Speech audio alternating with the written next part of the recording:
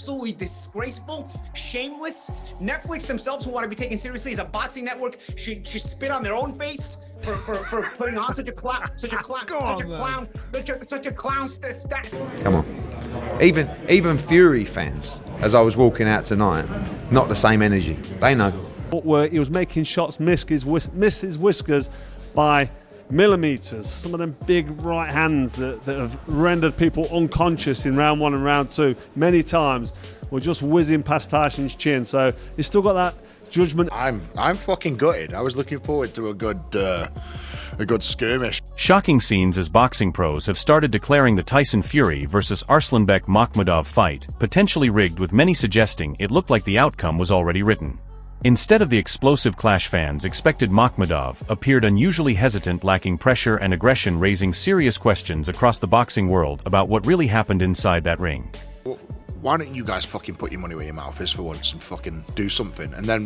And now respected voices like Duke McKenzie are also pointing out how off that performance looked. While ring rust is being mentioned, many in boxing circles are highlighting the lack of urgency and sharpness from Makhmudov, which only adds more fuel to the growing suspicions surrounding how this fight actually played out. You look at that performance against Makhmudov, that's not a very inspiring look. Not really, if you know what you're looking at. Like I said, I'll cut him a bit of slack because he hadn't boxed for 16 months, so he's going to be rusty. Time is going to be off. There's not going to be that urgency you're looking for. But like you say, like I say, I think he's pretty close to calling it off now, which is why he's calling out AJ with the sort of regularity that he is. Meanwhile, Eddie Hall shifts the conversation, but still highlights the controlled nature of Tyson Fury's performance. While giving Fury full credit in boxing terms, the discussion around levels and dominance continues, and many observers are linking it back to how easily Fury handled Makhmudov without facing any real resistance throughout the fight. Big dog. I wanted Tyson Fury. He's been putting some training out, doing his MMA training. And I've got to say this up front. I think boxing, he would absolutely dismantle me within a round. There's no doubt about that. But the MMA scenario, I'm fairly confident I would dismantle him within a round. Sugar Hill's reaction paints a very relaxed picture around Tyson Fury's performance, focusing more on enjoyment than a tough competitive fight. That tone has stood out to many, as the bout itself never seemed to reach a high-intensity level, adding more discussion around how comfortably everything unfolded in the ring. I thought he did good. I thought he had fun. Things he had worked on in training camp. More importantly, just him being happy, being back an entertainer. Forget about boxing. He's an entertainer. Entertaining at the press conference, the weigh-ins, on the ride to the... Amir Khan focuses on the bigger picture and the mega fight talk, but even here the attention quickly shifts away from what happened inside the ring.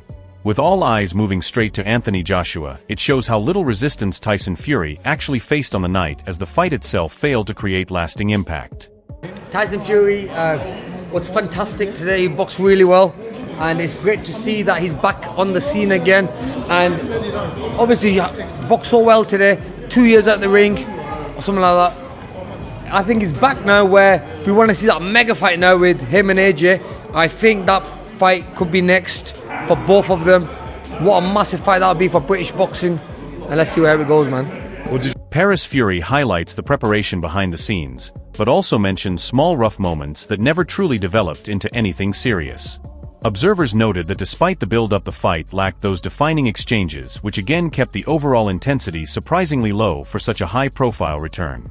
Don't get me wrong, there was a few little nasty bits, but it's a very, very great thing to see your person you love do what he loves. Johnny Nelson pushes urgency for the Anthony Joshua fight as the focus continues to move forward rapidly.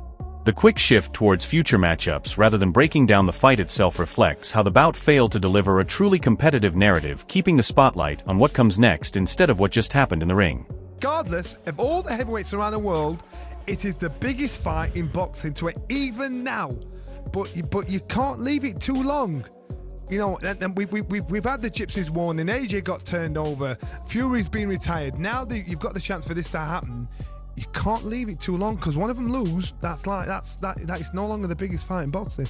So AJ doesn't get a warm up. And you know what? I think AJ and Fury is bigger than anybody you put in we do. Johnny Nelson's comments have added another layer to the ongoing discussion, as he not only highlighted how dominant Tyson Fury looked, but also pointed towards concerns around the event itself. Reports about tickets being given away and lack of demand have raised eyebrows across boxing circles. Combined with the one-sided nature of the fight where Arslanbek Makhmudov offered very little resistance, it has led many observers to question the overall competitiveness of the night, with some suggesting the atmosphere and performance both felt unusually flat for such a high-profile heavyweight contest. Well, look, we're looking right now. Tyson Fury is absolutely mullering Makhmudov here. Yeah. Now, word on the street, they gave tickets away tonight. We're in London. Yeah. And even though it's nice to see Tyson Fury back, I got to have a taxi. They gave 100 tickets to taxi drivers in and around London. Yeah. And that's one.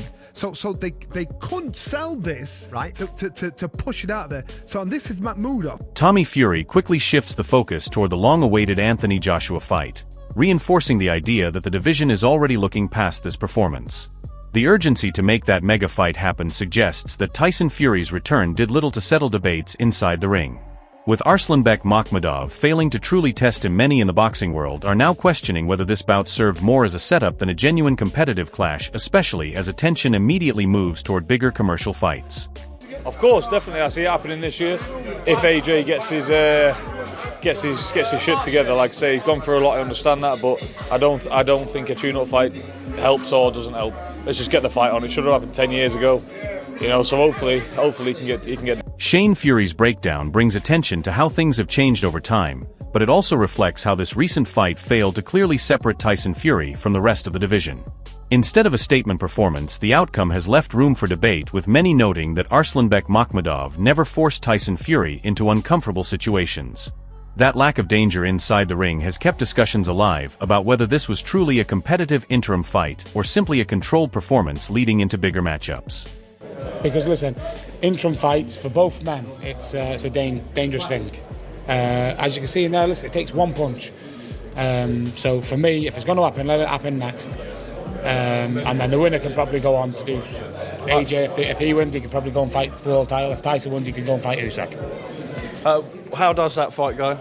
How does your brother? Listen, if you'd have asked me 5 or 6 years ago, or 4 or 5 years ago, however long it would have been, it'd have been 75-25 Tyson.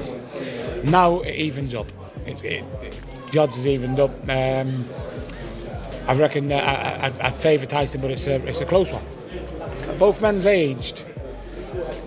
It's just who's aged most. Dillian Whyte's frustration reflects what many fans are now feeling as the focus continues to move away from the actual fight and toward future matchups. His call for urgency highlights how the Tyson Fury performance did not fully satisfy expectations inside the ring. With Arslanbek Makhmudov unable to bring sustained pressure or create real drama, the bout has struggled to hold its ground as a defining moment, instead becoming a stepping stone toward the long-awaited Anthony Joshua clash, which now dominates the conversation. No. He just said I'm the boss, I'm the landlord, and I don't know. He just says AJ stuff, just bollocks. Just say yes, it's the biggest fight in real boxing. Just say yeah, you let him get any younger, you let him get older. The fight's getting harder and harder to make. Just take the fight and just shut up. Just have the fight. That's the difference between me and him. I'll have it. I'll fucking have it. You don't need to go with me into a fight. I'll have it. You need to go with me, I'll have it right away, It makes sense. Teofimo Lopez offers a balanced view, but still points out that Tyson Fury is not yet at his absolute peak following the layoff. This is added to the wider reaction, where many expected a sharper and more dominant display against Arslanbek Makhmudov. Instead, the fight saw controlled moments without sustained intensity from the opponent, which has kept discussions ongoing about the true level of competition on the night, while the spotlight continues shifting toward a potentially defining clash with Anthony Joshua. Yeah, I think that maybe one more fight and then the AJ for the end of the year this year. But I think that the people need it, man. It's been like long overdue. And but for Fury, seeing him the way he fought, he was getting his momentum here and there. And I think in a 12-round fight now, coming into it, the next fight, I think we're going to see a better version of him. What would you make of the Anthony Joshua fight? How would you see Boxing playing that? I love Fury. I've always been a fan of Fury. I think that AJ might edge it, though. Eddie Hearn's reaction has quickly become one of the most talked about responses following the fight, as he openly questions the level of threat shown on the night. By pointing out the lack of energy even among Tyson Fury supporters, he highlights a growing sentiment that the performance did not carry the intensity expected from a top-level heavyweight clash. Observers across the boxing world have noted that Arslanbek Makhmudov never managed to impose himself or create sustained pressure, which only adds to the ongoing narrative that the fight lacked genuine competitiveness and failed to fully convince fans watching ringside and around the world. Nothing signed. Fury said AJ's terrified. Obviously you don't agree, but yeah, what do you make of that? Terrified of what? That tonight? Yeah. You think you'd be terrified of that? Come on. Even Fury fans, as I was walking out tonight, not the same energy. They know. Carl Froch acknowledges Tyson Fury getting rounds in, but stops short of calling it a defining performance, which reflects the wider reaction from analysts. While credit is given for activity and control, the fight itself did not produce the kind of high-pressure exchanges expected at this level. Arslanbek Makhmudov was labeled a game opponent, yet his inability to truly test Tyson Fury has kept debates alive around the actual competitiveness of the contest. As attention quickly shifts toward Anthony Joshua, it becomes clear that this fight is being viewed more as preparation rather than a decisive statement inside the heavyweight division. The person that don't want that fight, or sounded like they didn't want the fight, was Anthony Joshua. Talking about not stealing his thunder or whatever. I think the fight's going to happen. I think the fight is happening, and we're all looking forward to it. But Tyson Fury deserves respect, deserves credit, and yeah, we've got to acknowledge that he's just had a solid 12 rounds against a game opponent, and he got some good work in there, and that will set him up for the Anthony Joshua fight. And I'd like to see these two come together a little bit and just be face to face, up close and personal. Then you know it's real. Derek Chisora delivers one of the most direct and explosive reactions as he compares the atmosphere to his own fights and questions the entertainment value of the bout. His remarks have amplified the ongoing conversation around how flat the contest appeared despite the high expectations. Many in boxing circles have pointed out that Arslanbek Makhmudov failed to bring the aggression and danger typically associated with his style, which resulted in long periods of low-intensity action. These reactions have strengthened the narrative that the fight did not live up to its billing, and has left fans demanding a far more competitive showdown next time. Fight, nobody sat the fuck down. Everybody was buzzing. His fight, we fucking fell asleep. He cannot give us any... I don't even know why he's calling out AJ. AJ will fucking smoke him.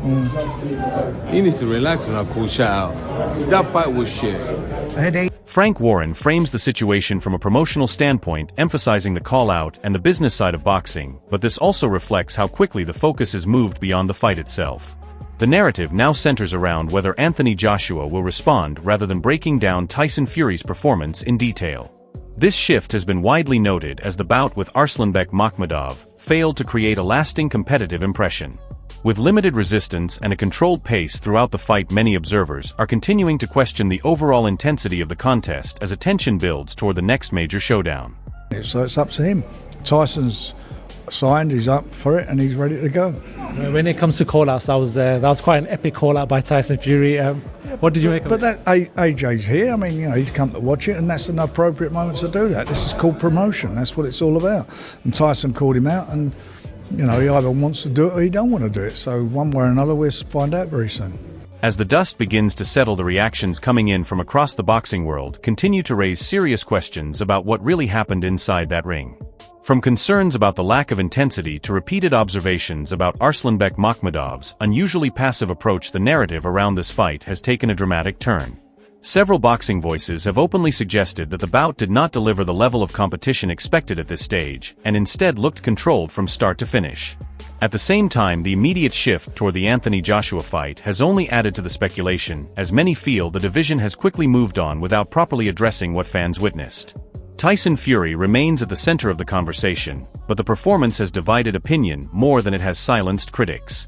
Now all eyes are on what comes next, and whether the next fight will finally deliver the high-stakes drama fans have been waiting for. Let me know your thoughts in the comments. Do you think this fight lived up to expectations, or is there more to this story than meets the eye? And don't forget to like, subscribe, and turn on notifications for more boxing updates.